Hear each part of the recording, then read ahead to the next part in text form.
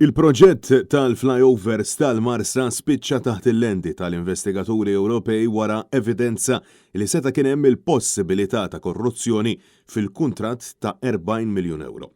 Dan ġie żvelat mill-ġurnal The Sunday Times of Malta fejn ġie spjegat illi prosekuturi mill-Unjoni Ewropea kontra l-ħasil ta' flus qed jinvestigaw possibilità ta' korruzzjoni f'dan il-proġett illi kien parzjalment finanzjat mill-Unjoni Ewropea u li ilu taħt il-lenti sa minn meta ġie konfiskat il-mobile ta' Jürgen Fenech meta ġie arrestat lura f'Novembru tal-2019. Dejta miksuba mill-mobile ta' Fenech tiżvela illi l-allegat kompliċi fl-assassinju ta' Daphne Caruana Galizia serva ta' middleman fil-proġett tal-flyovers tal-Marsa kif kien imwiet 2 miljun euro illi nofshom kienu ippjanati li għaddu fil-kumpanija sigrita 17 Black.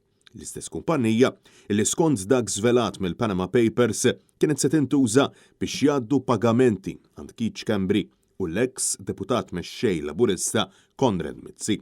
Kollox imur lura l-2018 meta kuntrattur Tork Ajhanlar rebaħ it-tender sabiex jibni l-flyovers u minkejja li din kienet l-irħas offerta, il-kuntrattur barrani kien mifni bi kriżi finanzjarja.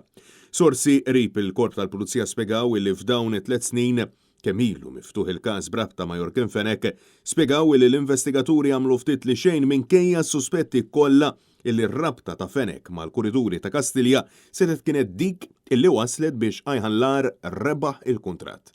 Chats fidejn l-investigaturi juru kif wara li l-kuntratt għadda minn idejn Ajhanlar għal Tork ieħor il-biljonarju Robert Yildirim juru kif dan tal-aħħar irrifjuta li jħallas iż-2 miljun euro lil Fenech wara li Ajhanlar naqas milli jagħti riżultati fil-proġett.